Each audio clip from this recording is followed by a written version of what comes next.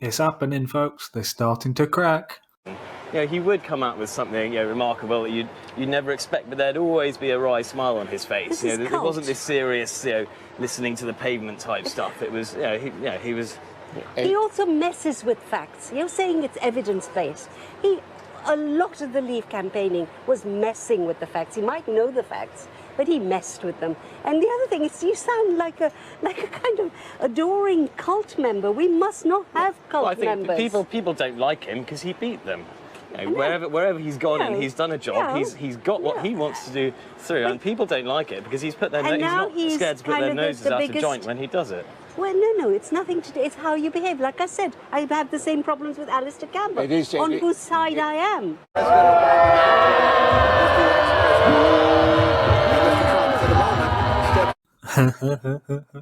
I just came across this article by Catherine Meyer writing in The Guardian too, and I thought I'd just torture myself a little and actually read it, because I'm a bit of a sado like that sometimes.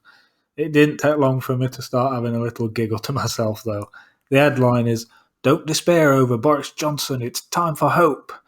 Oh, so this is going to be a positive article, is it?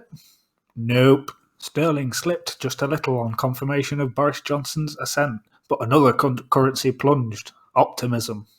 Oh, really? Warmly welcome his positivity, his optimism. His words yesterday outside Number 10 today will have brought real hope and inspiration to people and interests right across the United Kingdom. Mr. Speaker, it is great to have an optimist as Prime Minister. Can I warmly congratulate my right honourable friend for lifting the mood of the nation?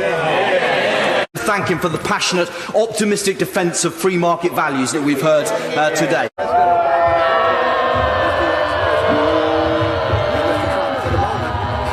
It does not stop there either. Don't be fooled by Johnson's diverse cabinet. Tory racism still hasn't changed. The diverse part of the title being in quotation marks, of course. I don't get that. Why the quotation mark?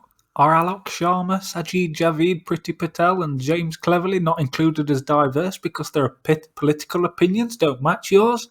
That's some grandiose high horse you've got there, pal. Get the fuck down off it. You're one step away from calling them an Uncle Tom, for fuck's sake.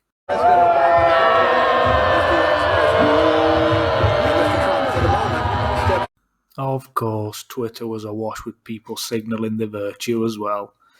A racist, xenophobic, sexist liar is now Prime Minister of the UK. Well done, mate, you just won bingo. As a patriot and European, my heart aches for our great country. We can do better than Boris Johnson. You hate this country. Now, more than ever, we must fight to keep Britain in the EU. We can stop Brexit together. The ascendance of Priti Patel and Sajid Javid to positions of power is only a sign of progress if you see tokenism, in which people of colour must assimilate to oppressive ideologies in return for representation, itself as progressive. I don't. That's a whole lot of woke there, folks. A liar, a racist, and Donald Trump's poodle. Just 3 of the reasons why Boris Johnson should never be Britain's Prime Minister. Meet at People's Assembly rally outside Downing Street tonight. She looks like she's on a bloody own.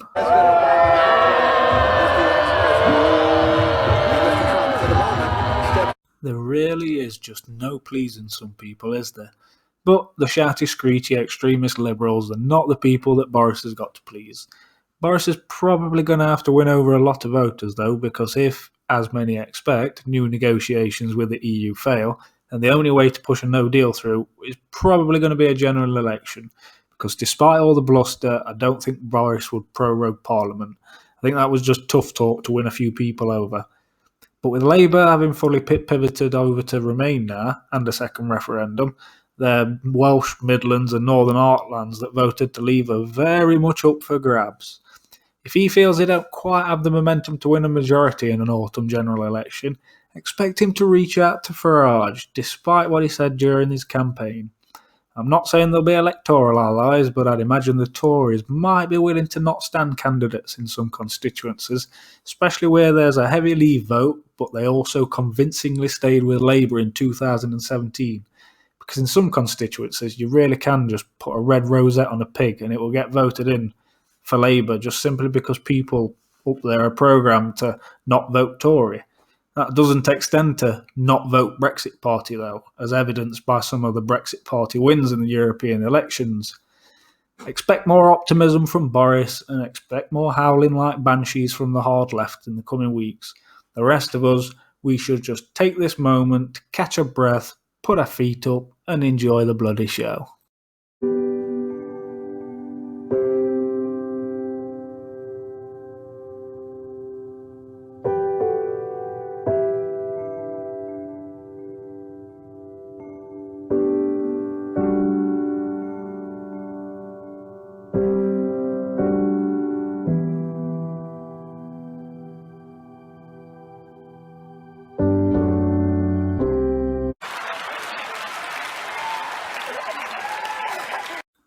If you enjoyed the video, don't forget to like and subscribe, folks. It helps me out massively.